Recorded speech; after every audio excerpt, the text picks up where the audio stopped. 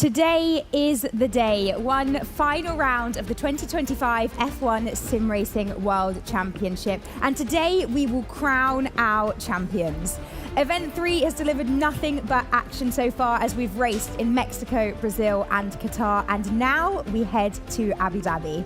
A crucial qualifying session ahead that will set the grid for one final showdown. Let's have a little look back at how the season has unfolded so far. 2025 season is delivering every single event, every single race. For an incredibly intense battle. It's all on the line as we head down the back straight. Fassi's going to have a great opportunity. This could be it. Fassi around the outside! Fassi goes around the outside and he's played it to perfection. What a performance for Ismail Fassi, who crosses the line. Fassi wins the opening race of the year.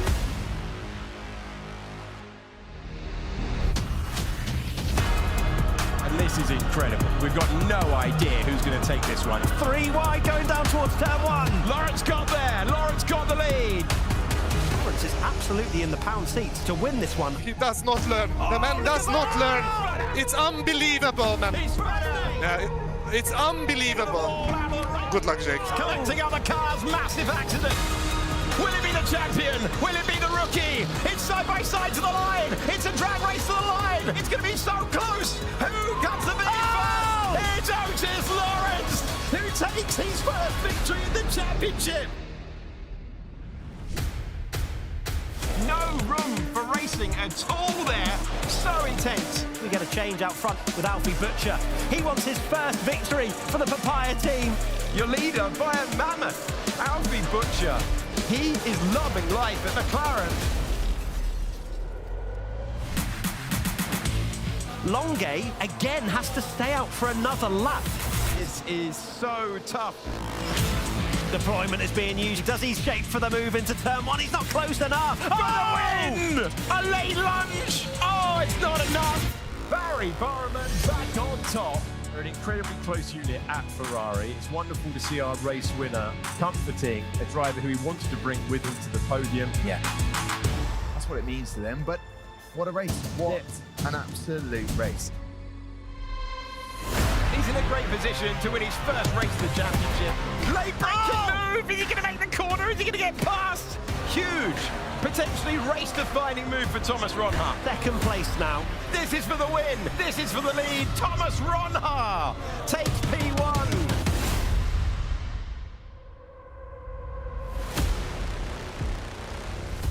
Oh, Ronha! Making contact. His front wing is damaged. Ronha's championship flashes in front of his eyes. You heard the pip of DRS. Could be 2 in 1 to take the race lead. Third to first in one corner to lead in Mexico City.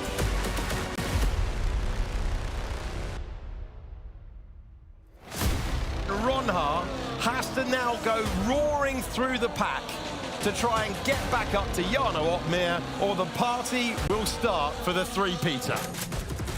Ronha clearing Manley. He's got so much to do. Up against Otis Lawrence, the fourth man of Qatar, having the time of his life. Pressure, what pressure? The next two are the Red Bulls. Game on for the championship of the world.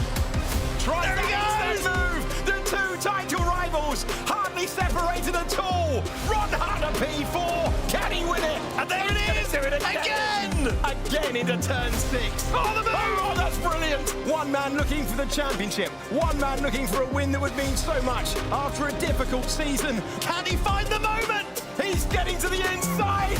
He makes contact. He takes the lead. Having overtaken nearly all of them. We will see you tomorrow. We need to bring you some breaking news. Thomas Ronha has received a penalty that changes the race result.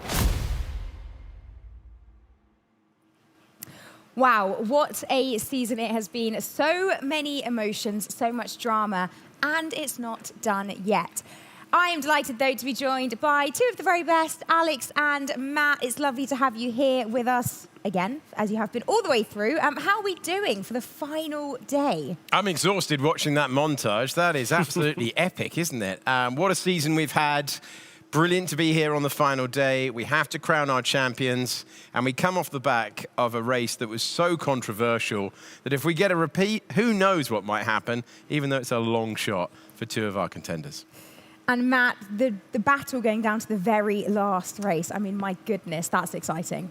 Are we surprised? This entire season we've been speaking about the different winners and the chopping and changing of form. Of course, Otmir goes into the final race of the season absolutely the favourite. Yeah. But we've seen stranger things happen in F1 sim racing. So Otmir's going to have to do a good qualifying, which is of course what everybody's tuning in for right now. So as long as he makes himself safely out of Q1 and Q2, then he'll be well on his way to getting the championship. Lovely. Well, guys, you know how I love my graphics, and it is the finale. So it is your time to shine, because I'm a little bit out of my depth with this one. Let's have a little look, shall we? And could you please talk me through some of the big data points that we've seen? Here he is. They've literally got 2 titles on the line. This is not the... Hey, the graphics budget's been blown on that. You know what I'm happiest with that? Spelt my name right. Yes. You guys. Happy birthday. You did it. It is Mr. Alex Jakes' birthday today. So, of course, we had to do a little shout for that. And we don't stop there. There's more! Happy birthday I don't know if they want to hear me singing. Come in, gang, come in. Happy birthday Wow, look at this. Oh, my goodness. That's far too healthy. That looks amazing. Alex, please do the honours. Blow the candles out. Make a wish. Yeah, I've made a wish. I'm not going to ask what it is. No, I'm still here. Never mind. There we are. Amazing. Thank you to the whole production. This is way off-piste. Considering it's literally a championship to be decided. It's the quali show. Yeah. It's the quali show. Quali show, anything goes. That looks absolutely stunning. That looks fantastic. Hey, that's going to be great with the ice cream that you've ordered. Yeah, I might have ordered it. Okay, a little bit of a tickly throat. Anyway, leave that there. Leave that there. No, going back. We're not getting rid of that. Yeah, we're not getting rid of that. Don't give me a cake and take it away. Yeah, I should take. Brilliant. I got a blueberry from a cake. Thank you very much, Marcel and Claire. Thank you, guys. That. Thank you to the production Happy birthday, team. mate. Thank Happy you, birthday. That was I'm saving great. that. I love saving that sort of 3 minutes of Alex Jakes' terror. Okay, now as much as I'd love to stay on this, we do actually have, as you kept pointing out, we do have a championship on the line and we do have a graphic. Have you finished your berry? Yeah, I've finished my berry. That. So we're just showing here. Who's it going to be? Exactly. But just looking at this, guys, I mean, just look at the variety that we have had through this season. We've had first-time winners. We've had only a couple of repeat winners. This has been such a season, hasn't it? Oh, I'm not doing any proper broadcasting now that you've thrown me under the bus like that. Matt, why don't you answer Bravo's question? I'll answer. No problem. Look, when you look at that, it is an unbelievable season that we've seen unfold. I'm quite surprised to only see Thomas Ronhaar's name once, considering the fact that we are still talking about him challenging for the championship potentially later on this evening. But yeah, it just shows that we've had such a competitive season. It was Fassi, the talk of Fassi in Event 1.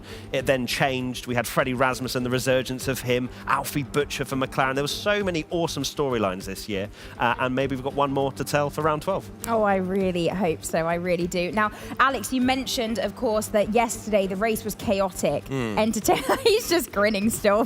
He just loved that so much. I got a cake. I'm having a good day. But yesterday was chaotic. And after the race finished, we saw the change in results. Yes. And then there were penalties applied. I wonder when we were going to get to this. And let's get into it now. I mean, my goodness, the stewards were busy last night.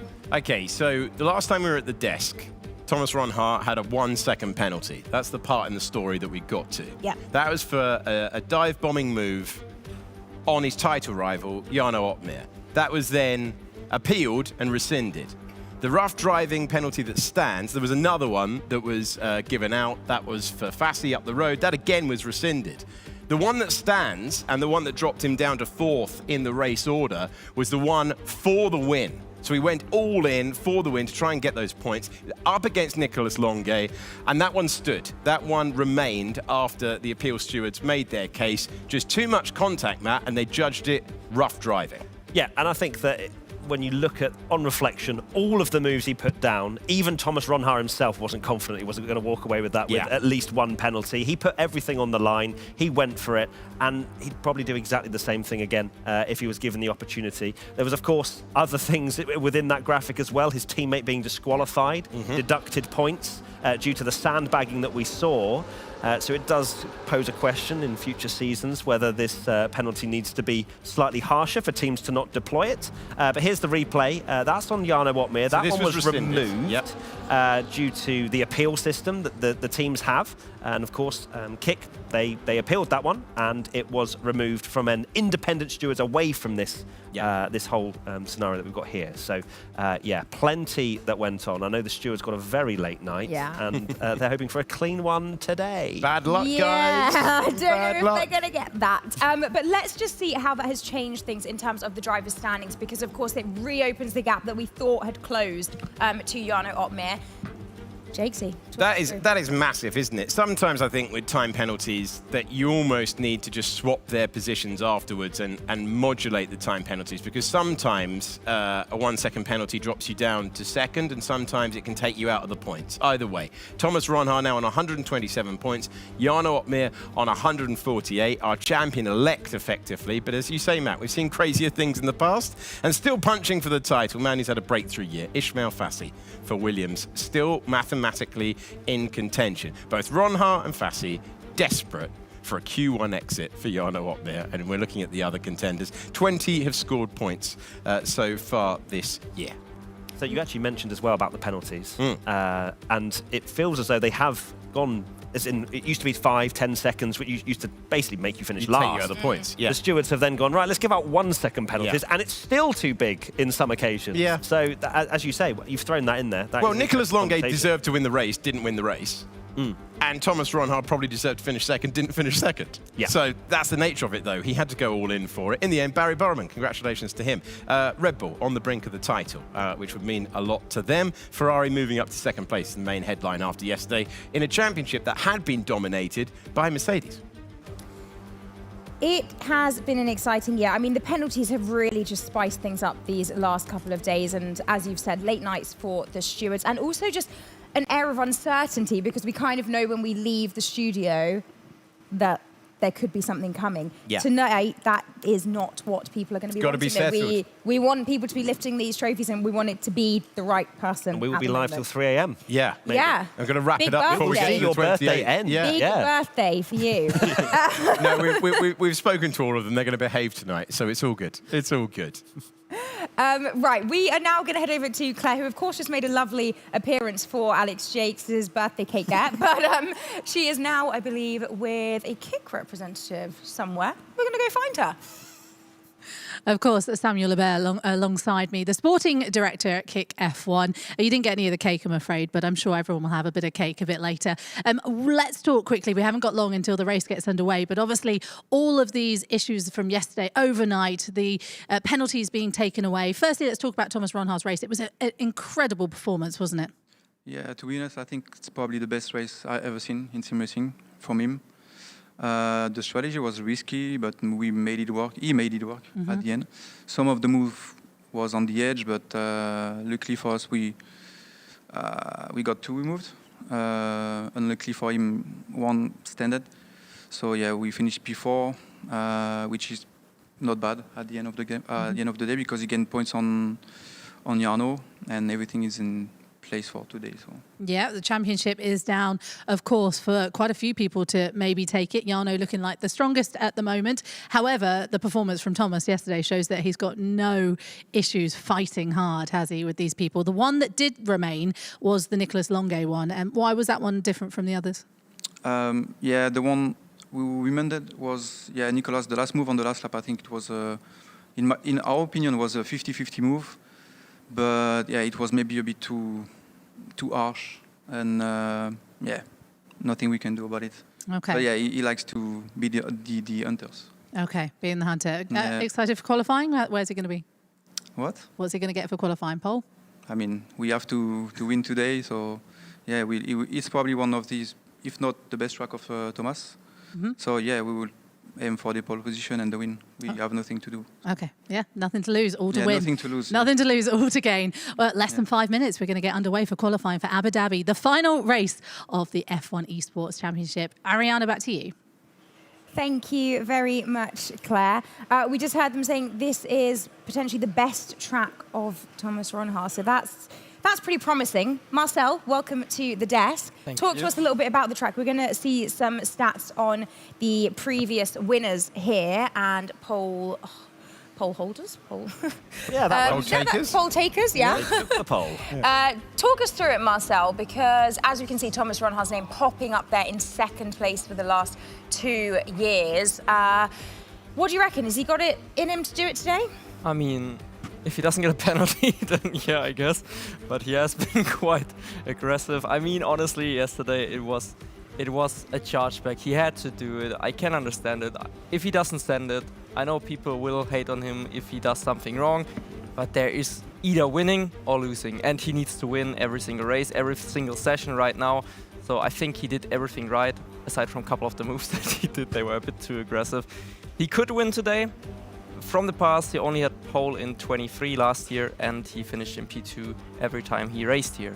But it is arguably his strongest track on paper. I remember in F1 22, everyone was so surprised seeing his times. That's when all of these back then allegations happened. Let's not talk about it, but he was crazy. You brought it up, Marcel. No, it wasn't me. You literally brought it up. My word. You know, if he would Marcel's going all over the show. You know, if he would At least we're not making it worse for Marcel. No. If he wouldn't have driven that fast, nobody would have said something. So it's basically Thomas' fault. No. But they're all here today. They're all here. Wow. It's a LAN event, and he shut up the doubters, didn't he? As soon as we got all of them in the same room. But his sector 3 is crazy. I think this is his strength. So maybe he will send it down the inside of the hotel section. Who knows? Who knows? Well, we have a track guide from the man himself, Thomas Ronhaar. Let's have a little look, shall we? So Abu Dhabi, last race of the calendar this year, is a very tough track, I would say. In towards turn 1, you want to, on the right-hand side, look at the meter boards, brake quite little actually. It's a corner where you have to carry a lot of momentum, as people might think. Use a lot of curb on the exit to have the best momentum on the flat left and then a long right-hander, which leads into sector 2. Then you enter with a hairpin that leads towards the back straight, so you need to get a very good exit. Use all the curb on the right-hand side, and then you enter the first DRS straight. But you have a chicane, which is very tricky. You can use the curb on the right-hand side, or you can stabilize the car by not using it. Make sure you clip the curves on the both left and right-hand side. Then DRS open for the second time throughout the lap. You want to make sure you carry as much momentum as possible, which leads in towards the first sector, which is a long left-hander, which used to be a very tricky section until 2020, I think. And then you want to, in the hotel section, be very smooth your driving style. The tires will be, overheating. They'll be skyrocket in the quali laps. Make sure you're very smooth throughout the hotel section. And then in towards the last 2 corners, the tires are going to be through the roof, so you have to be very smooth. Use all the curb on the left and right side. And that's the lap of the Abu Dhabi circuit.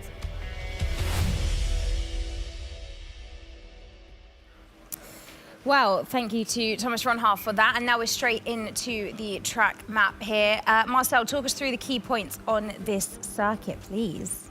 I mean, key point at the end of sector 1 is turn 5 and also the 6-7 chicane. If you don't nail the 6-7 chicane, you will probably lose about 1 to 1.5 tenths. Like, you can either make or break your lap. So this is, what did we call it yesterday? The corner off? The corner of dread. Yeah, so it's 6-7. I think also the hotel section is quite difficult because you can get loose on the inside curb of turn 14, and also in between you need to go on the runoff curb between 13 and 14. You could actually see on the left from Thomas that he got loose at the exit of 14. So I think 14, 6 and 7, those are like the main key points where the drivers really need to be nailing it, otherwise they don't have a shot at the pole position. Thank you very much. I mean, considering that Jarno is the one leading the championship, we've barely actually spoken about him. What do you reckon for his chances for pole today?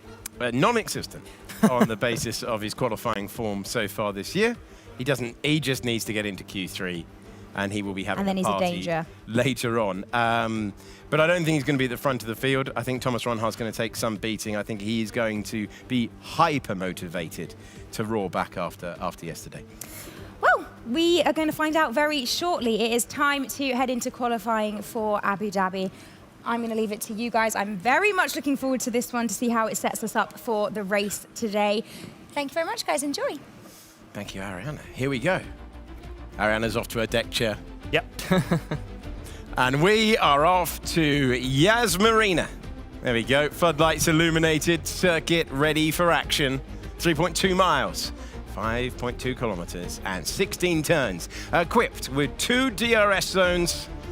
Not much in the way of elevation, but it's really quick, as Marcel's been talking you through, compared to previous years. What was the corner of dread, Marcel? I think 6, 7, and 14 exit. No, it has to be so one. multiple corners of dread. Okay, then let's Circuit of dread. Let's call it for 6.5. Kiefer. 6.5. Yeah. Okay. Very Corner good. 6.5. We are about to start Q1. We're about to bring you thrilling intermediate tyre laps on a dry track for the last time this year. We're going to be going through everyone's season. We're going to be bringing you the fast laps, and we're going to be deciding our grid for the final contest of the season, with Jarno Opmeer leading the points with one hand on the championship trophy and plenty being scattered of the brake marker boards down there at turn 6. Good value. Good value for everyone out there as we have the concluding day of a championship that has seen 7 different winners and provided us with so many brilliant moments. Races decided on the last lap. Races defended on the last lap, which is what you want to see as well. Not just slam dunk moves, this you can get into P2 at the end. Penalties, controversy, but event 3, it's been Jarno Opmeer's event so far, and he's just trying to close out the result he needs to get himself into the top 8. And when he gets himself into the top 8, he will celebrate, he will hope, a 3rd championship. No one's ever won 3 in the history of F1 esports, F1 sim racing, and he will hope to be the driver to change all of that later on. A lot of talk about Opmeer, Ronhaar, Fassi. There's Brendan Lee, his final qualifying session as an F1 sim racing driver. Be sad to see him go. Been speaking about him a lot in event 3, of course. He sat out yesterday. One of the first times we've ever seen that for Brendan. And I know he's going to put on a show. I can just feel it. And there we go. He's getting rid of those ones as well. Just doing a bit of housekeeping, you know, the drivers out there. They're in the way, all right? They're in the way. He is tidying up the circuit right now. This is excellent. Everyone treating it like Mario Kart out there. Tag everything that you can on the way by. Here is our championship leader, Jarno Opmeer. Racing with confidence, racing down to the hairpin. Such a wide That's the ball up, yeah. That's the ball up, brilliantly done. Brilliantly done. Will there be more? Will there be brake markers? DRS board, DRS. We're looking for a DRS board. It's coming up. No, he's left the DRS board. How about any brake markers? Past the camera, there we go. Anything else down there? No, they've all been removed. But So- you know why they are doing it? Because they're actually braking off the curb. So sometimes they would get tagged by it. So they do it on the out laps to remove them, as it's the fastest lap. That's the reason why they do it. It looks a bit funny, but they actually need to do it to optimize their lap time. Good luck, guys. Just enjoyed the last session of the season. Go for it. Nice message on the radio. For Otis Lawrence, who's been one of our race winners this year, thrilling drag race of the line, with Jarno Opmeer back in Jeddah, one of the highlights of the campaign. And he celebrated the win for all he was worth after taking that one. And we're in the early stages. Housekeeping complete. And then everyone pouring back to the pits. Put on a proper set of tyres. And then we'll see who we've got out there. Ulas Ilzelderim is back in the car.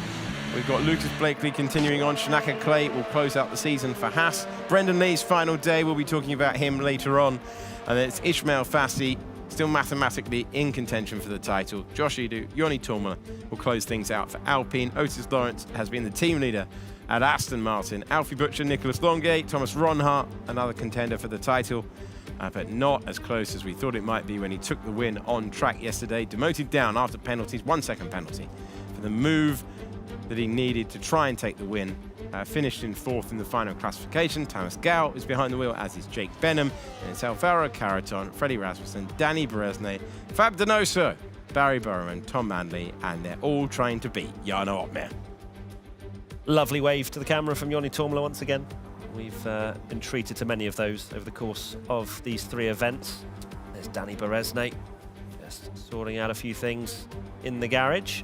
And looking around, he's spotted the camera. I love how they try to then pretend, apart from Otis Lawrence, play it off like the camera isn't on them. Let's see, does Otis point to the temple?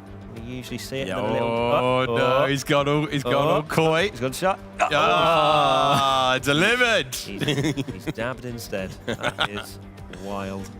Excellent stuff. Going around. You've got to do something for the camera. Oh, there's the ultimate test. Yeah, if we get something from Freddie, if we get something from Freddie, it will be a big yawn from Jarno. he's feeling the championship pressure, isn't he? Freddie refusing. Yes, Brendan Lee. Brendan. He doesn't let us down, does he? He doesn't let us down. Popping a can off as well. He wants to hear the commentary. Good man, Brendan. Yeah, he knows Good man. Locking in. Hyper-focused for his final quali session. He's staring us down now, Alex. What's going on? We've lost Brendan Lee. Yep. All right, we're losing the crowd. Brendan's alongside Thomas Ronhart, looking on there. Inside 12 minutes to go. And our Ferrari pair. And we say thank you to Nicholas Longuet, who's been in the background of the Matt Gallagher shot all year. Yep. Right, having to not pull a face at everything Matt says, which is the hardest task in this studio. So we thank Nicholas Longuet for locking in and keeping the expression neutral.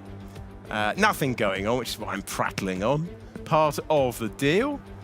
Marcel, what have you enjoyed about quali so far this year? It's been great to get your insights all the way through, but we don't let you appear after Q2 because you have to go and do the analysis. You know, in my final year, I actually also sometimes didn't make it out of Q1, so I guess that's why the production puts me only into Q1, but I hope not.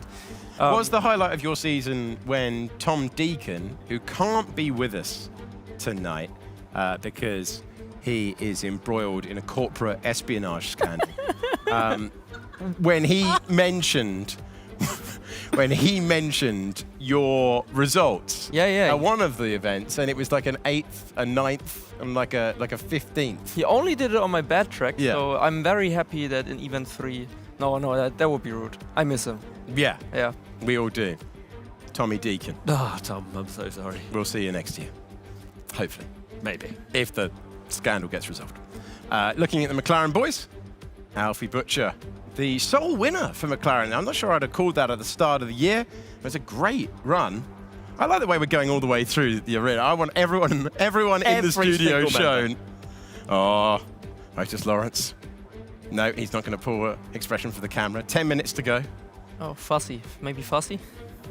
Yeah, so the crane's a little bit more. Yeah, the crane. Oh, there he is. The crane's out of. Here we go. Yes, here we go. Still a contender for the title. No way he ignores this camera. He knows. No, he knows. He knows that we're looking at him. Come on.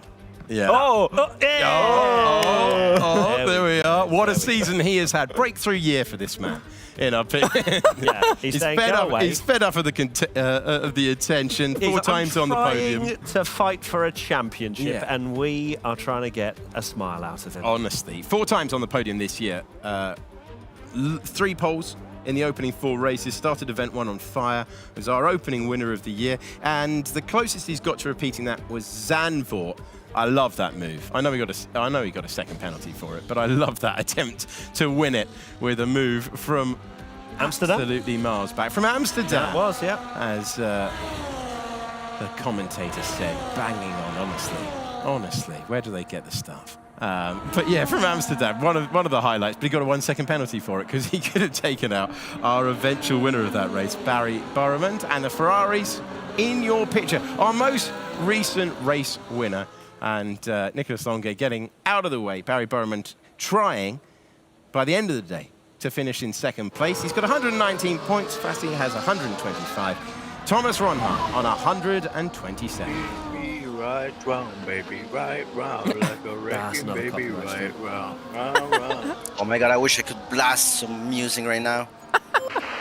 Honestly, the music budget for this broadcast, we are out of pocket. Like, Matt Gallagher is going to have to donate his fee to cover the royalties that we have to pay. Right, anyway, 8 minutes and 8 seconds remaining in Q1. We've finally got some actual dry compound of tyres. Gallagher. No, it's because I wanted to play a point, which thankfully is Barry Burman. I wanted to reflect on his season very quickly before he actually got into his flying lap, which is starting in about 20 seconds' time. This man has had 5 non-scores across this season, crazy, but 3 victories and 2 second places. When Barry looks back at this season, surely he's going to think, what could have been? Because that is an unbelievable set of results in those 5 races. If we were back in the old school Formula 1 days and you took some of the best results, Barry would be champion. Sadly, it's not the old days. But Barry has done a phenomenal job in half of it, and it's been so disappointing in others. He's had a 17th retired, a 13th, a 15th and a 12th. What could have been for Barry Burman, Marcel? Well, it could have been the championship, but that's what I was suggesting. But obviously, it is not the championship. I thought you were going to give a little bit more insight. My word. This is absolutely unhinged. We are all over the road here. I tried to steer the ship back. Never needed push laps more. Thankfully, Barry Burman is working the wheel through one of Marcel Kiefer's dreaded corners. And then you can hear he's into one of the DRS zones. Yeah, out in Q1 on 3 occasions this campaign. You cannot do that and be champion with the talent that we've got in the field. Absolutely not. As you can see, through that fast left-hander now, that's where we saw Thomas Ronner have a little bit of an oversteering moment. I think we saw a very small one for Barry there as well. This is just very much a banker lap that he'll want to put down. Ideally, doesn't want to go again out in Q1, save a set of tyres, but let's see. In the last couple of corners, Barry Burman comes.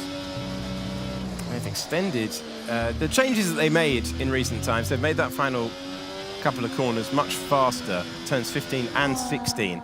And Barry Burman comes over the line with a 21.4, which Joni Tormula also does, but slightly faster. And it's a 21.449 for the Finnish driver with Alpine. We're on board with Ismail Fassi. Really have to crank the steering lock on. Key corner before you go underneath the tunnel, not using all of the road on the exit of the corner. That's the one they made faster, which makes this way more of a challenge than it used to be. Got to use the curb, but you don't want to extend all 4 wheels over because you'll be pinged for track limits. Fassi slots in to 2nd place. Joni Tormula has done an absolute stonker of a lap. It's just been beaten by Freddie Rasmussen, but Tormula will be very happy with that indeed. Only 19,000 slower than Rasmussen. Ronhar, of course, goes to the top of the times in this Q1 session. What about Otmir? He just needs to get out of this session. And where does he end up? He ends up in 10th. Wow. You know, Joni, I talked to him before the session, and he said he put some new glasses on. And he said, if he's doing well, then it's the glasses. I can't. Like, what is going on? Oh no, Joni Tormula, the season he could have had. Always book your eye test before the season. That's corner, man. Yeah, we'll see where that puts us. What was the first part of that radio message? Last corner. Last corner. That's the thing. Far quicker than it used to be.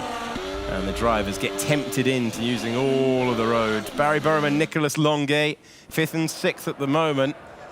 Jarno Otmir in 11th. Don't want to do the obvious commentary thing, but ooh, championship contender in 11th. Not the opener that he wanted. He did tell us he didn't want it to go to a final round, although he has got a mammoth advantage of 21 points on the board. But everyone knows how good Ronhar has been around this circuit. Josh Edu, also a pole sitter around here, currently in 12th. That was a couple of years ago. It hasn't always been an ever-present, this one. Obviously is in the real Formula 1 calendar, but hasn't always been our season decider for F1 sim racing. And 4 minutes on the board. Jarno Otmir in P11. Josh Edu, Julio Zelderim, Danny Beresnay, Lucas Blakely. Race winner in Danny Beresnay, former champion in Lucas Blakely, former pole sitter in Alvaro Carreton. There's some capable drivers. Thomas Gale, Brendan Lee looking for legal lap times. They've had their times invalidated, and as a result are on the back row of the grid. Brendan looking for a performance that at least gives himself a chance. He's trying to break through into the next stage of qualifying, and the top 15 will progress, but you knew that. But obviously they've pulled into the pits, so there's limited things to say. So that's a little bit of filler content that you might chuck out there. Just in case we'd forgotten. Yeah. So what have you got for us, man? What I've got for you is that Otmir's not going to be feeling the pressure right now. However, seeing Ron Haar fastest as well is, you just see that, right, Marcel? It's not going to be playing a huge part. He's a double champion already. But down in 11th, it's a track that he has openly said is not his favourite. He knows for a fact that it's one of Ron Haar's favourites, and he's very, very quick round here, as we've already seen in this first lap in Q1. What is Jarno going to be feeling right now? Because what it suggests to me is there is a seasoning of pressure starting to build for this final lap. Honestly, I don't think Jarno cares about what Ron Haar's doing, without being like rude or anything. I think, from what I remember. But it's on his screen, right? You can see that Ron Haar's fastest. Yes, but the only thing that matters to Jarno right now, like his mentality is, I'm in P11, I need to be P1. So if P1 is Ron Haar, then he wants to be Ron Haar, but he has to be the full grid. Like, he only cares about being in P1. Yeah. We've had Ron Haar, Tormula and Fassi all retiring, so they're not going out for another lap. Freddie Rasmussen as well. I guess the saving grace for Otmir, even if he does have a disappointing qualifying, is that he has Freddie Rasmussen at his disposal. The team's championship is done and dusted. So Freddie Rasmussen, second place, if he pops it on the front row in Q3, Freddie can do whatever is needed for Jarno to win the Drivers' Championship. So that is a nice sort of feeling to have, knowing that you can rely on that driver next to you as well. Yeah, I mean, also last year in Abu Dhabi, there was one thing where the teams complained that the second team, RB, was also working with Red Bull, and we have seen it in Mexico, which got penalized. Now we have Ulas back on the grid for qualifying as well, so we don't know yet. I mean, Kick helped their teammate yesterday, RB helped Red Bull arguably in Mexico. Let's see what's gonna happen here. So let's enjoy qualifying. Let's see some hot laps. Come on, guys. Well, they're about to come, aren't they, Alex? They are indeed. We've got a minute to go. Definitely wasn't doing something on the iPad at that point when Matt thought I'd just make you do some work. Shanaka Clay into the first turn. Oh, dancing it on the edge of the white line beautifully. Nicely done, sir. Improving all the while. Driver currently in the drop zone. Picture of concentration as he tries to continue on and continue in this qualifying hour. Full qualifying hour for you. And he is looking to attack one of the dreaded corners of this racetrack. Certainly is. Heading down towards the dreaded 6 and 7. Clay on the brakes really hard. Can he get the apex? Maybe missing it just ever so slightly there, and you could see that with the loss in his delta time. He's gained a little bit on the exit, as you would imagine, with these being the final laps in Q1. The track ever evolving. How does he fare in this fast left-hander? Does he have a bit of oversteer? He gets away with it. It's not a huge gain once again for Clay. He's going to want a little bit more in this final sector. Well, remember, Jarno Opmeer is safe by 1/10 of a second. Needs to find some improvement out there, but he is looking at Alvaro Caraton, who is the driver 1/10 of a second back. Shanaka Clay comes over the line, and he improves up to 9th position. There's time to be found out there, and Jarno Opmeer will need a lap time. Thomas Gal will not progress. He's come over the line. He is in 19th position. Otis Lawrence hits the front of the field. Danny Bresnay's in 7th place. Opmeer's had a steady middle sector, Alex. He's going to need a good one in this final one to get down through to safely. 14th, down to 15th. Brendan Lee on his last qualifying session. Trying to influence things. Jarno Opmeer's in 17th position. Brendan Lee crosses the line. He'll be on the back row of the grid. Shanaka Clay is in 16th. Jarno Opmeer needs a lap time. Currently down in P17. Oh my God. Look at the game. Only improving by hundredths. He needs more. He gets up to 15th. He's escaped by the barest of all margins. 6 thousandths of a second. Oh my word. He gets through by 6 thousandths of a second, and we nearly had a title decider come alive. Opmeer getting through by the skin of his teeth. Oh my goodness me. Manley came over the line and I thought that the RB was going to take the position into Q2 and put Otmir down in 16th. A massive sigh of relief for Jarno Otmir. But I mean, just look at the gaps. 1.5 tenths separating the top 15. Lawrence ended up fastest. Blakely there, down in P18. His season continues to be a tricky one. And just to put that into context for you, Ron Ha and Fassi, they need to win the race and hope that Otmir doesn't score, and they nearly had him. P16 on the grid with that not likely, but a mountain to climb from there. In a dry race, which we're expecting in Abu Dhabi, mountain to climb avoided, but that's what you get on Decider Day. Nothing taken for granted. Otmir breathes again. I'm surprised to see Tamas Gal, a driver that has been so brilliant in qualifying in the Haas, down in 20th position around this Yas Marina Circuit. That's a driver I would have bet to get through to Q3. But alas, 20th for him, and that allows Otmir P15 as we head into Q2.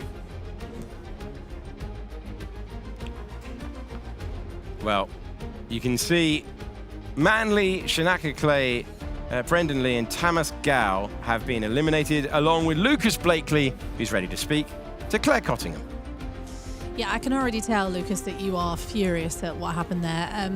What kind of went on? Why are we as far down as we are? Yeah, well, it's just invalidated turn one. It's that simple. Bounced off the inside curb, ran a millimetre wide, and then that was the lap cancelled. So, yeah, first one wasn't good enough. It's what it is, isn't it?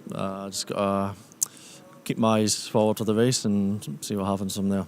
It's been a tough old season, hasn't it, Lucas? And it's not where we're used to seeing you. I know we keep saying it, but it really isn't. Yeah, well, it's not where I like to be either.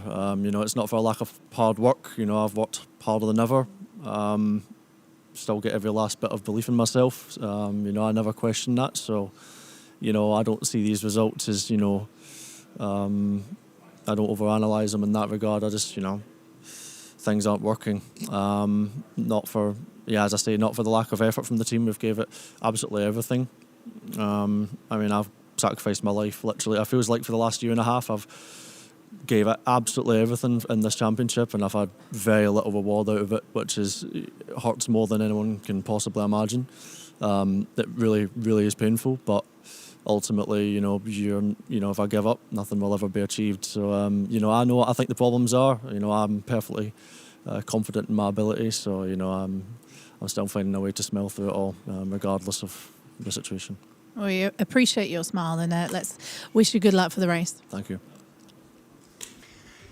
Claire Cottingham speaking to Lucas Blakely. We've said it all the way through the season. Want to underline it. Every driver that talks to us after going out in Q1, we greatly appreciate their day really, really ruined by such a result, but still fronting up and talking to us. And yeah, it's been great to get the inside all the way through. Love that resolve from Lucas Blakely. Not going to achieve anything by giving up.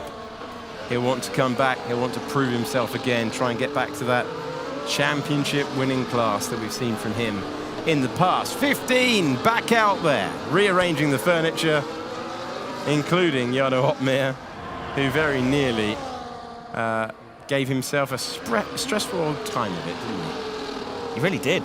That was game on for the championship if Otmir was out in Q1. He still needs to try and somehow get into the top 10, otherwise he's got a bit of work to do this evening. Of course, as we said, we've got Freddie Rasmussen out there that's looking slightly stronger on the other side of the Red Bull sim rigs. Yes, as you can see, if you missed Q1, they are just removing the braking markers and the things in the way of their braking, because they take such extreme lines where these things are actually in the way. So they are just hoovering the circuit up at the moment. Bye-bye bollocks. Yep, there's another one. Gone! Daft outlaps at the moment, but as you say, Matt, there's a reason behind it. Ishmael Fassi on a lap. He'll clear this as well into turn one. One, two. And that. Oh, didn't get that one. But still one out there. Yeah, obviously on an older set of soft tyres here. No representative laps to be had, but Fassi will still be out there to push along anyway and get as much data into his brain as possible. But yeah, Otmir on the back foot, as we've mentioned. It's going to be crucial for him to not line up 14th on the grid. It's going to be great for the storyline into tonight's race. With Ron Hart, as we're riding on board with him now, looking as strong as ever. He's already had 2 poles in a row. Can he make it 3? An extra point to his tally as well. It could mean absolutely everything to him come the end of this event. So he'll want to pick up another point if he possibly can. But Otmir needs to find that extra half a tenth that he was lacking in Q1. And that's all it is, Alex. Half a tenth we're talking about here. 1.5 tenths separating the top 15 in Q1. It is the finest of margins, but this is what Otmir needs. Well, he'll be hoping for a better performance in this second part of qualifying, but sometimes you just get tracks that drivers don't get on with. And he was wary of it when he was talking to us on the desk as a winner. He was wary. After Brazil, that was. He was wary of Abu Dhabi being the title decider. Ismail Fassi, over the line, driver who finished 8th last year in the standings, currently running 3rd in the points. A brilliant second season for the Spanish driver who goes in with an opportunity. Ron Hart has gone out there and blitzed the times. Very, very quick first effort for him, but we are in the unrepresentative phase with everyone going out there with a variety of tyre life bolted to the car. We've got Ron Hart, then Rasmussen, Benham, then Lawrence Beresney, then Tormala, and then Caraton and Eden, a former pole sitter around this circuit. As we saw earlier on with the graphic, 1 year ago, Freddie Rasmussen taking the title here, defeating Thomas Ron Hart by 6 points, running a really assured race on his way to taking his maiden title. Teammate this year for the man who leads the points in Jarno Opmeer. And for Freddie Rasmussen, Matt, it was all about that event 1 and a really tough time, including that big crash in Jeddah, which meant that he got off to a really slow start in the points. Because that guy he performed quite well in pressure. Thomas is so good under pressure. Yeah, under pressure he usually performs better. Mr. Barry, very complimentary of Thomas Ron Hart, delivering under pressure. Whether that was his Q1 lap, of course he had 1 attempt, or even these laps that we say are not representative. But Ron Hart, once again, even with an old set of boots on, going fastest. The drivers know what Ron Hart is capable of. But back to Freddie Rasmussen, as you were saying there, Alex. He's had a really disappointing season. It was lost all in event 1, 1 point scored out of 4 races. You can just say goodbye to the championship. However, he still has a pivotal role in this this race. I was going to say weekend. It's not actually the weekend. You know what I mean? The qualifying and the race that we've got today. Because if Otmir is struggling, if Rasmussen can take the victory away from Ron Hart or Fassi, then it doesn't matter. We're all good. Yeah, he's the insurance policy, isn't he, for Red Bull? And a pretty talented one to have. The most wins all time in F1 esports. So you've got the Ferrari boys looking on. And now in the Sim Racing Championship, we're ready to go back out onto the circuit and get some actual push laps on the board. We've got Thomas Ron Hart currently fastest, Freddie Rasmussen in 2nd, Jake Benham in 3rd, Otis Lawrence in 4th, and then Danny Beresney is in 5th. But 9 minutes to go. We're finally going to get to the stage of the session where we can tell you laps that do have the consequence. Jarno Opmeer not putting a time on the board, but we'll be hoping for a better first effort in this session than he had before, where he was finding himself on the back foot, only clearing, if you just press play, only clearing into the second part of qualifying by 6 thousandths of a second. Otherwise, it would have been P16 on the grid and all sorts of hype before the final race of the year. Still might be. On the evidence of before, he could really do with a good first banker lap. We're on board with Danny Beresney, who was definitely the story in Event 1 and Event 2, competing all the way through. Mercedes deploying their drivers and using all 3 to split the races and to focus on the team's championship, but they've been caught and passed by both Red Bull and Ferrari now. That was Danny Beresney. This is Jake Benham, who is finishing the season for the team. Istvan Pukki, the other driver for Mercedes this year. 8 podiums, I believe, for Mercedes this year, shared across Pukki, Beresney and Benham. Benham having his first disappointing race in Qatar, finishing 15th there. But the other results he's had is third, fourth and fifth. So he's proved his worth, but he's just not had enough time in the car to potentially build the momentum and have any chance of being involved in a Drivers' Championship. But here's Barry Burman. He was involved in the conversation for a little while, but sadly just out of mathematical possibilities of winning this championship this year. And hard on the brakes he goes before he heads down this very long straight towards turns 6 and 7.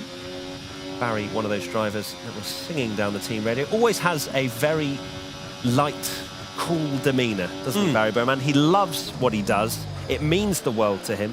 We've seen that in the past, winning, of course, with Ferrari in the team's championship. And that just whole dynamic at Ferrari, it hasn't worked for them this year, but my goodness me, I don't think you could get a better teammate pairing when it comes to their relationship. Wonderfully supportive in the good times and the bad. It's been great to see. And poor old Barry Burman, I think if he knew that Longuet was going to hang on to the win, they'd have never swapped the drivers round. Because he's been so supportive of his teammate. His teammate would have been the 8th different winner of the year. Nicholas Longuet last time out. Barry Burman trying to get that second place in the championship. He's mathematically out of contention for the title. Great to ride on board with him as he comes around the final corners. And he sets the fastest time, as we would expect. We cut back to his teammate, who separated a few meters back on the racetrack, and he goes ahead of his teammate by 0.05 of a second. Danny Bresnay ahead of both of them. I don't want to start this Otmir's under pressure narrative, but I think it's starting to build. His first sector, from what's coming up on my live timing, very steady indeed. So Otmir, once again on this first lap, will want a decent one, unless he's running a huge amount of downforce slowing down that car, or in fact maybe even the opposite to that. It's a couple of tenths slower than what we're seeing from everyone else. The middle sector is a lot more competitive for Otmir, so perhaps running a slightly different setup to the ones around him. 17.1 is the fastest first sector we've seen from the likes of Ronha out there, and he did a 17.4, just to give you a bit of a insight, because of course you don't see the sector times on your screen. As we look at Ronha, and that's a huge delta. Look at what he's gaining. Look at this. Ridiculous time, but he just misses out compared to Freddie Rasmussen. Over the line we go with Jarno Otmir, P8. So very similar situation to before. Not where he wants to be, not in the danger zone, but at risk heading into the final minutes of the session. Yep, certainly at risk. His first sector is where he could gain that 10th and be right back in the conversation. Zilderim is very much in that. P3 in his Q2 lap. Very impressive from him off the back of course, that whole shenanigans where he got I thought you were going to go for shenanigans. Yeah, did you? You sensed it. Yeah. And, well, it was shenanigans. Yeah. So I'm glad you're on the same wavelength as I am. So yeah, Ulash up in third. Both the Mercedes drivers showing strong performances in fourth and fifth. Of course, they are fighting Ferrari in the team's championship. Ferrari with a 1-2 in the end yesterday after the penalty for Ronha. A little too late for Ferrari to challenge for the teams, but a brilliant performance all the same. With 4 minutes to go, Alex, it's finely poised. It is incredibly finely poised. Freddie Rasmussen looking really, really strong. Thomas Ronha as well. Great lap from Raul Zilderem. Jake Benham ahead of Danny Beresnay. Mercedes have a nice feel around this circuit so far. Otis Lawrence, then Nicholas Longuet, and then the man we've been talking about, the championship leader by 21 points. Not getting on famously with the turns of Abu Dhabi. Jarno Otmir knows, though, realistically, if he can stay where he is, it is going to take an almighty twist in the tail to change things for him in 8th position. And we've seen one massive crash this year, and that was in Jeddah. The rest of the time, they're just so good. You don't get it. You don't get the same level of jeopardy that you might get. Another wave from Joni Turma. That's 2 for the session. And he's in 13th as he tries to break into the top 10. Top 10, our winner from yesterday, Barry Burman, right on the cusp. And Ismail Fassi down in 14th. Could be the end of his mathematical chances if he can't make it through into Q3. But either way, we're going to get an answer in a few moments' time. The very capable drivers behind Otmir is sort of what you've described there, Alex. Burremand in 10th, Butcher, a race winner this season, in 12th. Joni Tormela, he's got new glasses, so he might be able to pop in a lap again. It was very quick in Q1. And then Fassi as well. Of course, Caraton, as you mentioned earlier as well, previous pole sitter. Plenty of very quick customers around and very fine margins as well. The top 10 separated by just less than 0.2 of a second. Small margins, small gains is all it will need around here. It's a much quicker circuit than we were used to prior to 2020. And it makes the qualifying ever closer. Okay, 2-minute warning. This is absolutely vital for the last race of the year. Whether it goes to plan, whether you've had a good season or a bad season, you want to finish on a high to give yourself something to believe in going into the off-season. Plenty of league racing that will go on as well with the new game, but you want to finish in the World Championship as best as possible. Put yourself in the shop window if you've not quite had the right year that you were expecting. Otmir, Ronha, Fassi, our championship contenders, all trying to make it through. Ronha, a sure bet for Q3. Will Otmir find himself there? Will Ismail Fassi find himself there? Our main question as the field complete their outlaps, and they will push on for the Flyers at the very end and try and find their way into the top 10. We're setting the grid for the final race of the year. Biggest lap of Jarno Otmir's season coming up shortly. Danny Berezne loves to be at the front of this field to set his lap early, and into turn 1 he goes. Did he run a little bit wide there? He's marginal on his previous best. Up in P5 at the moment is Danny Berezne. Interestingly, Ronha is also out there on an outlap, so we'll see lots of improvements coming. Just the brake pressure Danny Berezne puts on. He goes flying in that sim rig, but we're seeing 300th of a second in the top right-hand side of your screen. Danny Berezne improving as he focuses up towards the dreaded turns 6 and 7. How much will he gain into these couple of corners? Does he get it? Oh, that's beautiful. Beautifully turned in. Can he gain on the exit? Yes, he can. And I mean, look, he's 600ths up, but 600ths will put him in P3. So, yeah. So sacrificing the entry there for the exits. Had to modulate the throttle on the exit of the corner, so had more momentum than grip through there. He's lost a bit of time in that left-hander, though. It's hard through the rotation at 9.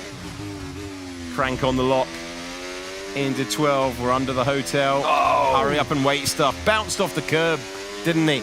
Qualifying is complete. Checker flag is waving out there. Who's making it through? Everyone on push laps at the moment. It's been a scrappy one for Danny Berezne as he comes across the line. And he finds himself in 5th position.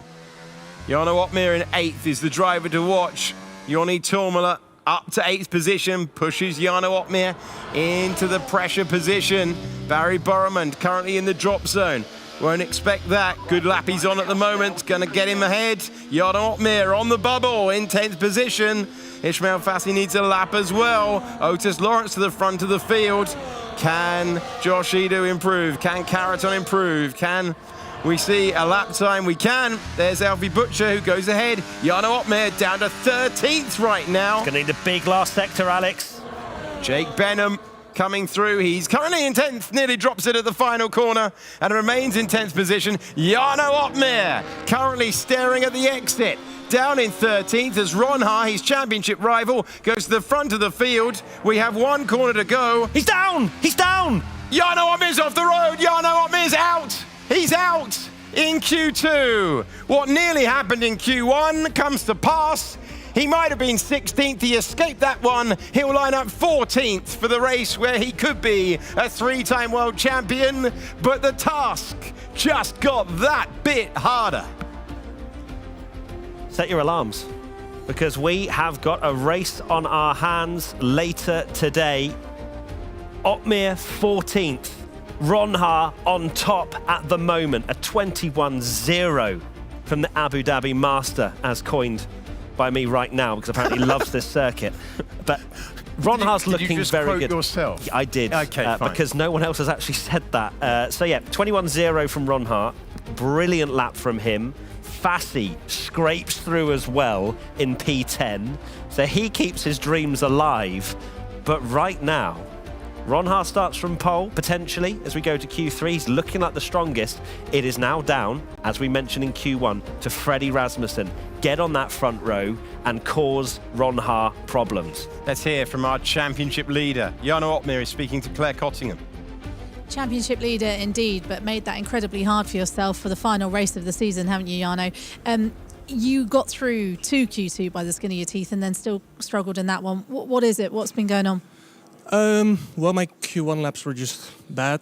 Q2 already went a lot better. Unfortunately, my first new tire run into turn 1, I had a pothole, which then set me back already 1.5 tenths. And then, yeah, the rest of the lap was really, really good. But yeah, then on my last run, it just didn't quite come together. Struggling a little bit for grip for some reason. I had that in Kota as well. One session going top of the leaderboard by 2 tenths, and then the other lap you just struggle for grip and you're losing 2 tenths. So not sure why, but this track has always been a little bit my Achilles heel. So.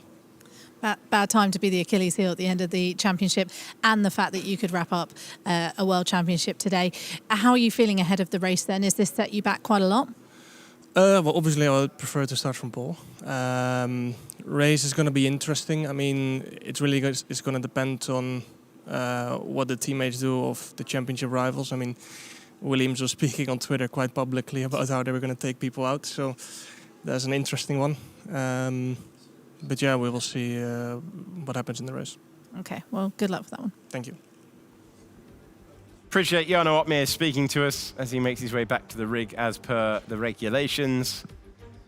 It's given us something to talk about. This was effectively a coronation day for him. But 14th, I know he's a master in race conditions, but that is in the danger zone. Ishmael Fassi made it through in 10th place. He was 2 tenths of a second away from that man, Thomas Ron Haar. Exactly 2 tenths of a second away from that man. Thomas Ron Haar, well, they weren't joking about him being the favourite, were they? He has just looked in another league to everyone else so far, but you've got to do it in Q3. It's the joy of these sessions. The times get reset. Otis Lawrence looking good, and you've mentioned Freddie Rasmussen, who can play a major part. Our champion from last year could yet decide in which direction the championship goes this year. A reminder for you, Ron Haar's got to win the race to take the title. Anything else, and it's Jarno Opmeer, 3-time champion of the world. And Fassi as well. Yeah, same applies. Yeah, exactly. So just want to include Fassi in whilst it's still mathematically possible. But yeah, there is a small, tiny gap in a door that Ron Haar is seeing right now. But he has to deliver in Q3. He has been phenomenal in qualifying, especially in Event 3. One more lap to put on the board, to take pole position, take an extra point with it as well, as a bollard goes flying across our screen. Yes. But these are the important laps. If you're just tuning into Q3, they are going to do some housekeeping now. We've got some of the drivers out there just removing those boards, those braking markers, anything that's in the way of their extreme racing lines. But here's Freddie Rasmussen, Alex.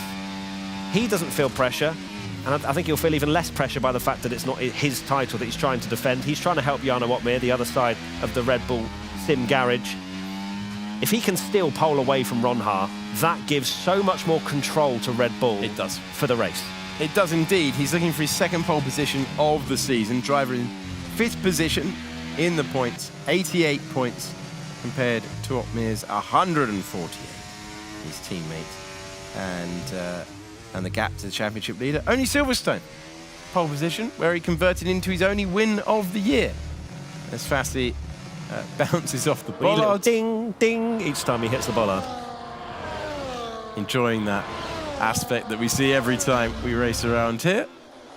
And Thomas Ron Haar back into the pits. Installation laps complete. Systems checks complete. Alfie Butcher, the sole McLaren in the order, finding himself out there. And Freddie Rasmussen is the driver we're on board with. Pretty wonderful choice to enjoy around this Yas Marina Circuit. We're about to haul on the anchors and brake for turn number 5. See how he navigates that one pretty nicely. as he heads down the straight now. And this is why you can see they're getting rid of certain boards, because look at this line that he's taking. He is opening up that left-hander as much as he possibly can, avoiding any bumps down the straight as well. It is millimetre perfect stuff. That apex is pretty gorgeous as well, as he then heads down the next straight as well. Outstanding stuff from Freddie Rasmussen through there. Compare it to some of the laps that we saw in Q2, where there was just that hesitation getting on the throttle into the section that powers you all the way to turn number 9, which is the one that we're at the moment. And then the high-speed nature of the circuit completely stops now.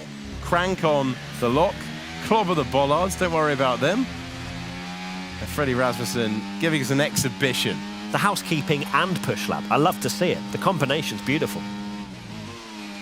And in he comes. Enjoyed that with Freddie Rasmussen, who is one of our 7 different winners. His last race as the reigning champion. After so many years of helping out the team he was racing for, finally got the success for himself 1 year ago. And it will be, by the end of the evening, Fassi, Ronhaar, or his teammate and runaway championship leader, you have to say, Jarno Opmeer. With 8 minutes and 23 seconds to go in the final qualifying session of the Sim Racing World Championship season. And you're looking at Ismail Fassi, who has really upgraded, hasn't he? He didn't score points in the second half of last year, just 2 podiums in his entire campaign.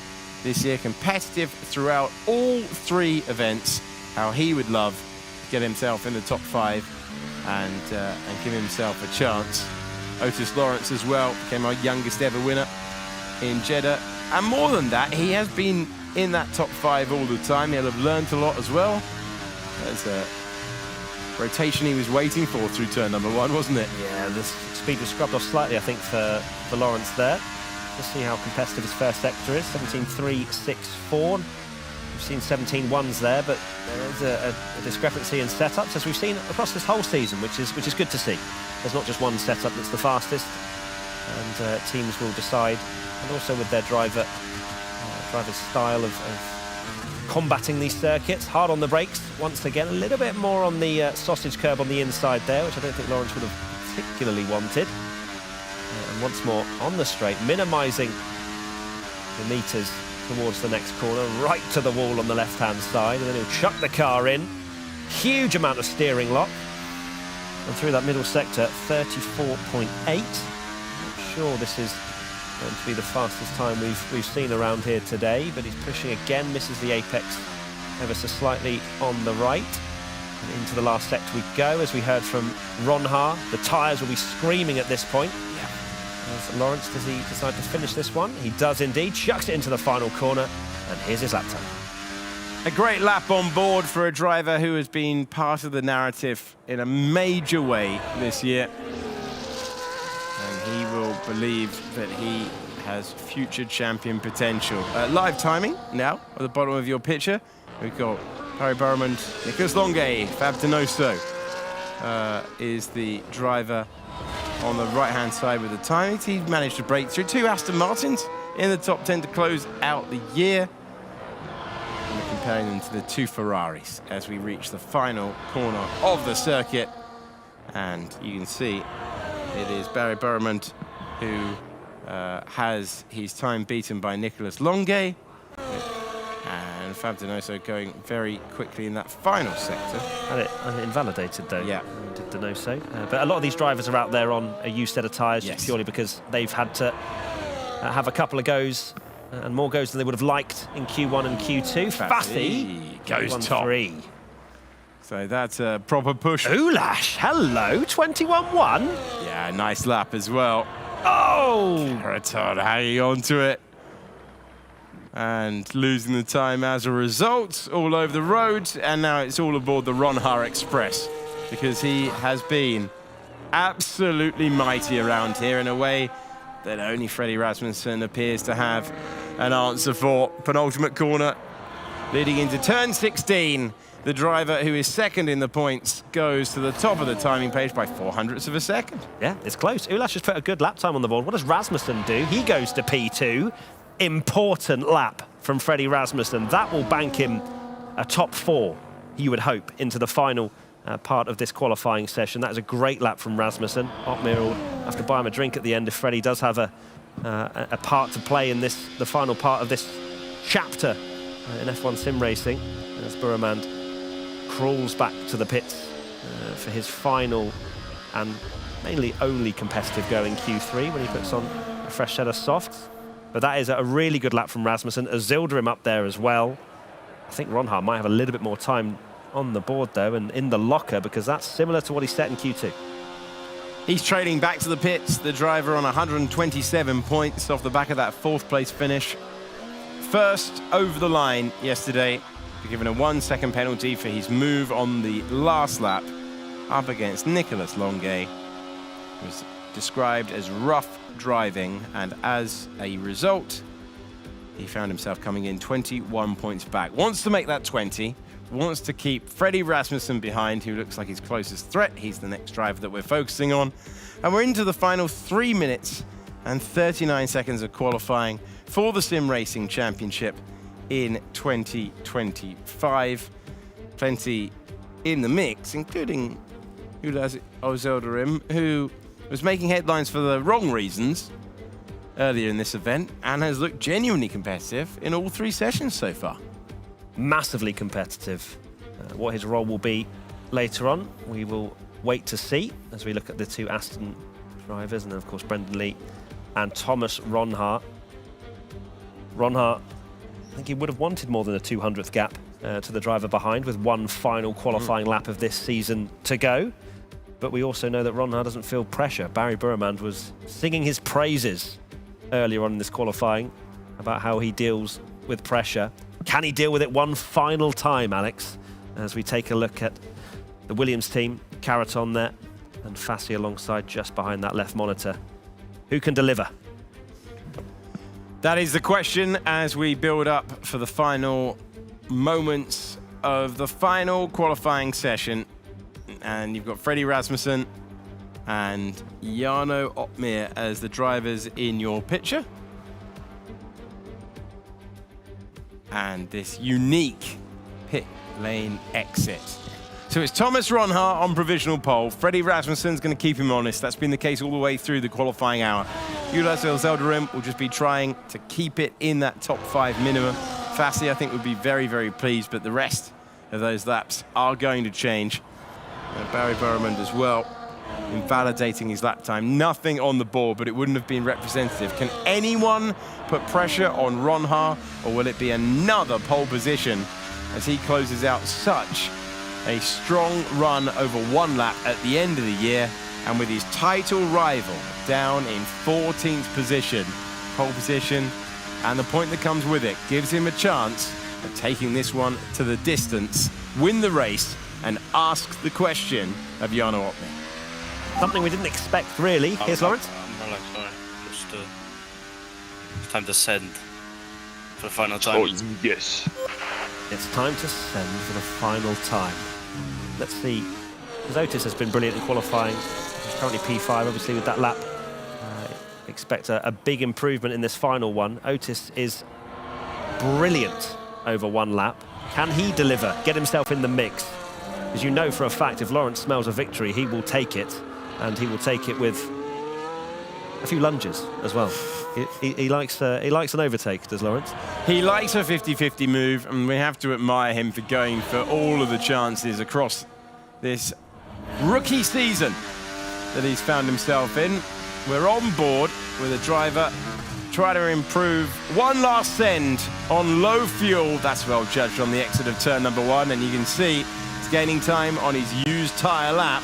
This, he will hope, minimum of top 5. He is in 5th position, heading in to these final push laps. It's Ronhaar on provisional pole. We're into the final 20 seconds of qualifying for the Sim Racing Championship of the World in 2025, heading down to turn number 6. To give you an idea, Otis Lawrence 0.571 of a second behind pole position. Look at the steering lock he puts in there. The rear end came round very nicely indeed. He's 3.5 tenths up already. If that gets to 5.5 tenths, 6 tenths, he's definitely challenging for pole position. He's got plenty of the lap still to go. Can these tyres deliver?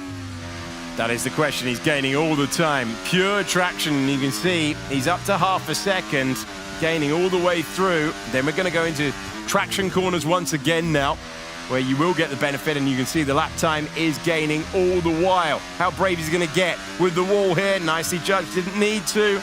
This is going to get close to taking provisional pole. It's been an absolutely roasting lap from Otis Lawrence. He promised full send, he delivered full send. Provisional pole. Over to you, Ron Haar, Rasmussen. Barry Borman gets 0.08 of a second away. And now Freddie Rasmussen is the driver that we're focusing on. He will be coming through the line in a few moments' time. Alfie Butcher to third. Barrowman is fourth. Nicholas Longuet provisionally on the front row. Freddie Rasmussen on board with the Red Bull man. He goes to the top of the timing page. Will we see a response from the Williams? Ishmael Fassi in 11th. Over to Thomas Ron Haar, who comes over the line, and he's taken pole position by 0.03 of a second. Last over the line, first at the flag. He's the driver to beat. And Freddie Rasmussen is alongside him. Incredibly tight at the end there, but it's Ron Haar who takes his third pole in a row, and he is the driver hoping to secure the win, to ask the question of our main man and points leader, Jarno Opmeer. Ron Haar, Rasmussen, Lawrence, Longuet, Butcher, then Borremand, Fassi, Osildarim, Caraton, and Fab Donoso, our final top 10 of the year. Game on, Alex. Game on. Ron Haar takes the pole position that we all expected coming into this, which is not something we can usually say in this F1 Sim Racing World Championship, but Ron Haar on an absolutely unbelievable set of form there, especially in qualifying. 3 poles in a row. It's another point to his name. Not sure that actually makes much difference into the race, unless he steals fastest lap as well. There's Fassi. He'll be slightly disappointed with P7, I'm sure. Event 1 probably feels like a very long way away from there. But Opmeer down in 14th, Ron Haar on pole. It stays like that. Ron Haar's the champion. Yeah. And who'd have thought it? I mean, honestly, a genuine, not a surprise to see Ron Haar on pole, but to see your points leader head out in the second part of qualifying. Jarno Opmeer is mighty in the races, though. It is going to be close. It is going to be debated in a way that maybe we didn't expect. Freddie Rasmussen's going to have a big part to play. Driver 5th in the point standings could yet decide which way the crown goes. And it feels deserving of this year that we're going to get a grandstand finish. Right, he's done it again. Thomas Ron Haar needs to win. And he's given himself a great opportunity. He's taken the final pole of the year, and he's speaking to Claire. It's definitely the place he wants to be, to have to win the championship, and you put yourself on pole position again. I mean, I'm not surprised because we know you're a fierce fighter out there, but this is quite a performance. Yeah, I mean, all I have to do today is, start first and finish first. That's pretty much my only hope to win the championship. Yeah, the laps were really good in practice as well. My base around there has always been very strong. In the past as well, in esports, I've always been up there at the front. So I knew going to qualifying it was going to be, I wouldn't say easy, but easier than the other tracks to start at the front. But yeah, to start on pole, to get that extra point will also be important later on today. Okay, let's just briefly hear what your reaction was across the radio, because I'm interested to hear this one. Drive. Lekker jongen. Lekker jongen. Heerlijk. Lekker jongen. You sounded happy. I was not as maybe loud as the other ones, but yeah, I know it's not over yet. The job is, I think, 20% done, not just starting on pole. Yeah, Jarno being down in, 14th, 13th is good start. I think it will be very important to just keep yourself relaxed in the race, and then we'll see what happens. What was your thoughts when you saw that Jarno was down in 14th? Did you think, oh, come on, game on? Absolutely. I think him starting down this far will obviously help me a lot in the championship. 14th is definitely not easy. It is still Jarno, so in the race he's always going to be very strong. But yeah, in quali he seems to be struggling, especially around here in the past. He's not always been the best. We'll see what happens again in the race. Like I said, there will be some, let's say, team plays going on, but that's of course going to happen with Freddie starting second. Who knows what's going to happen? But yeah, I'm excited. Pole position to winning, which obviously then means you win the championship. Are you feeling any extra pressure?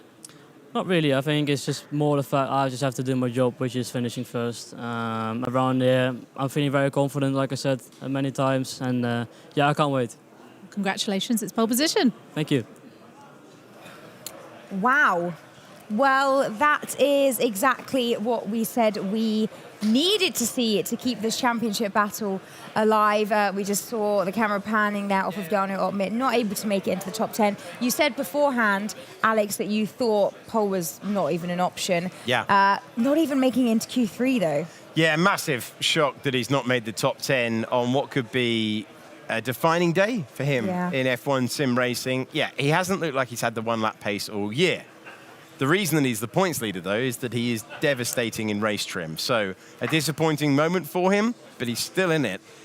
But it is a tough exam question when he would have just been hoping for a really boring P7 or something similar today. He would have been. I mean, I know it keeps the championship alive, but I mean, Thomas has some work on his hands, Matt, to actually make this the championship win, though, doesn't he? He does. It's not over for Ron Haar just because he's got pole position. We've seen how tough the races can be, and it's a quick track, a lot of DRS, a lot of slipstreams. So Rasmussen's going to be there, and he's a wily old fox, Rasmussen. He knows how to win races, and he'll know how to affect Ron Haar's race as much as possible to help his teammate. Of course, he's going to do that. He's going to try to win the race. He's going to try and put Ron Haar just a little bit, or make him uncomfortable. I can't believe we're talking about such a title decider that we've got before us. This is not what I expected, and we've got it. We have indeed. It's brilliant. We are going to hand over to Marcel now. He's going to talk us through that pole lap. You right, mate? Yes. We are not just talking about the pole lap. We are also talking about the main competitor, Jan Opmeer, the current championship leader. We are going to have a look at his lap that actually got him out of qualifying, so already heading into turn 1.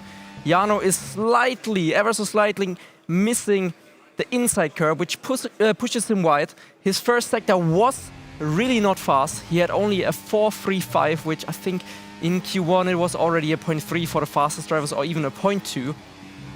So crossing the line there, you can actually see it in the top right.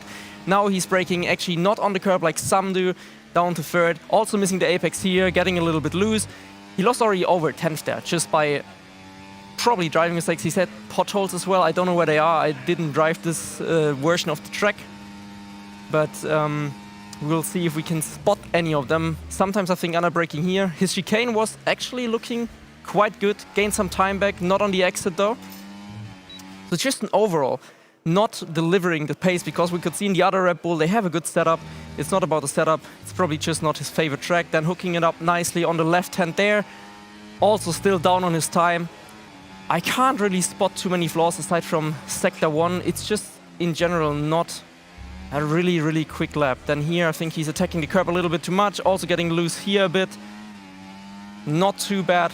And now we'll see his big mistake in the final corner, where he just tried to be desperate and get some more time, getting loose on the exit curb, and he knew he was out.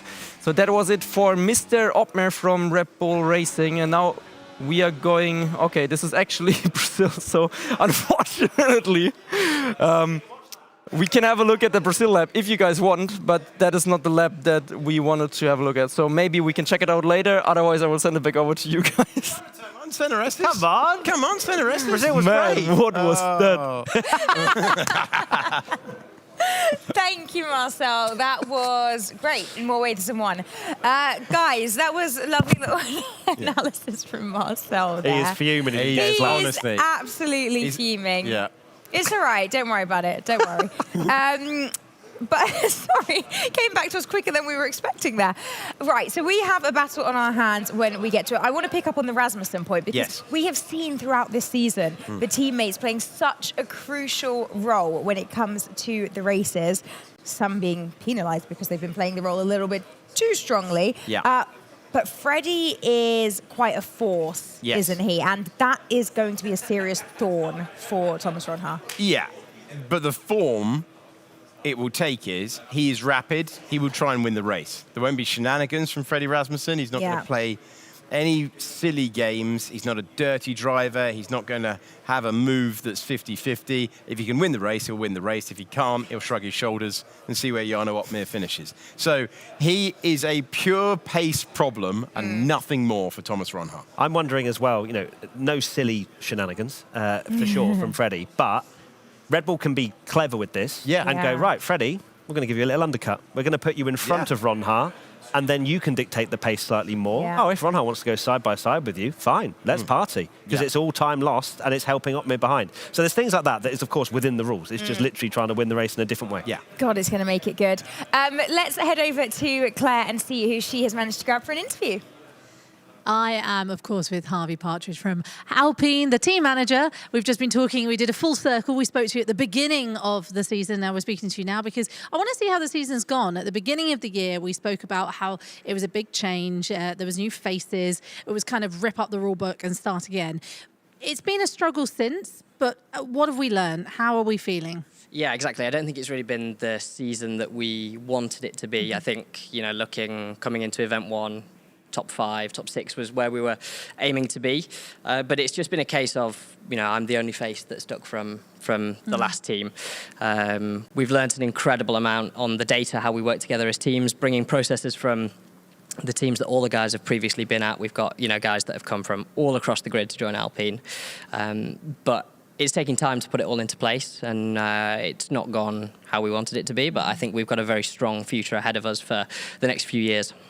I was going to say, it feels a bit like a foundation year, which isn't ideal when you're halfway through a championship. I appreciate that. But you have to kind of lay the path. I'm going to try and use an analogy here of tiles, but I don't actually know what you stick tiles down with, so I'm just going to continue.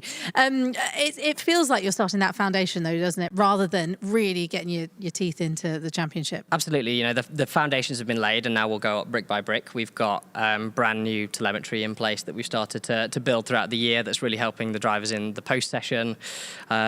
We've got so much in place in the engineering side, in the development side, bringing in, you know, new faces all the time and really trying to help the drivers push and find where we're missing things. I still don't think we found everything that we need for this season, which is a shame, but that's not you know, saying anything about the boys' work ethic. I've been with them till 2 a.m. in Enstone, you know, working on the sims in our CFD room where we've got some sims and some rig space. So it's got nothing to do with the effort that they've put in this year. It's more just we haven't found that pace, and there's so much that we've had to rebuild and start again and put all of those processes in place that it makes me very confident moving forward.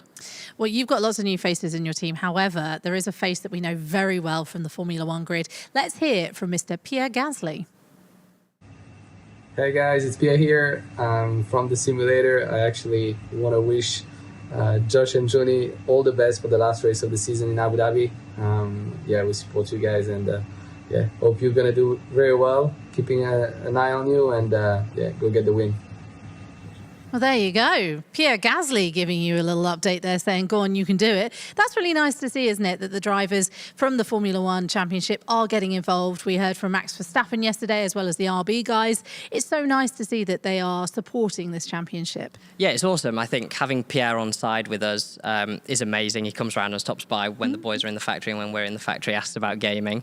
He's not quite as much of a sim racer, maybe, as Max is. He's a big player of Call of Duty. He loves his COD. But it's nice to have drivers that are interested in what we're doing. You know, Jack as well, being big on iRacing. It's lovely to have faces in motorsport that are invested in what we're doing. Are we going to finish the season on a high? I would love to. I'd love it for the boys more than anything. The amount of time and effort and energy that everyone behind the scenes at Alpine's put in, for the results not to have come is heartbreaking for them more than anything. So Abu Dhabi is one of the best tracks for the drivers. I think Josh has put it as his number one. So I'm really hoping that it will fall in place for them and that we can end on a positive. Yeah, let's hope that too. Thank you so much for chatting to us, Harvey. Lovely to speak to you.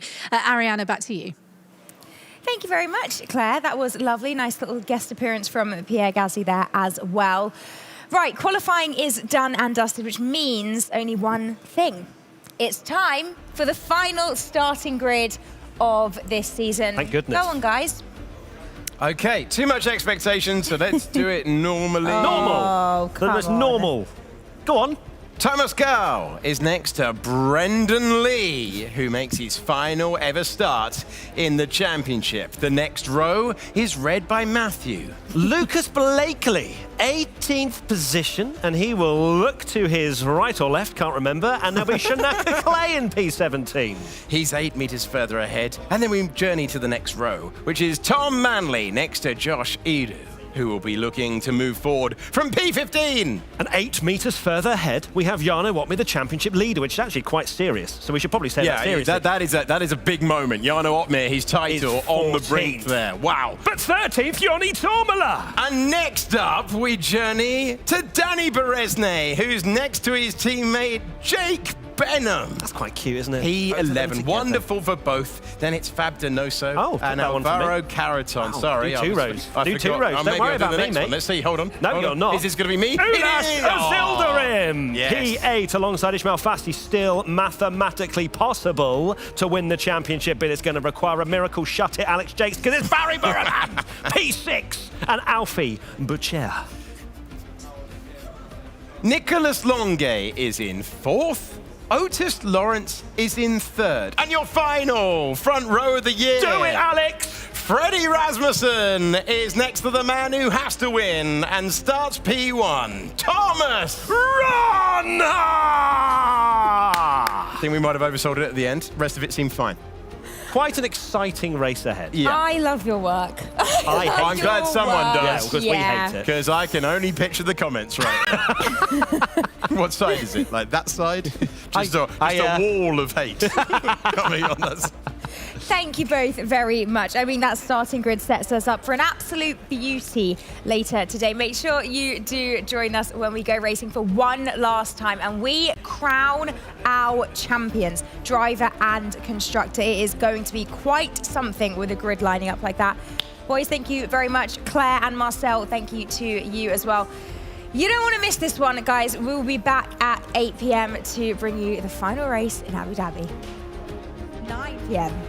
Just 9 be there. p.m. Be there. Just leave it's better to be early. Just click the stream. Click the stream. It's better to be early. Watch.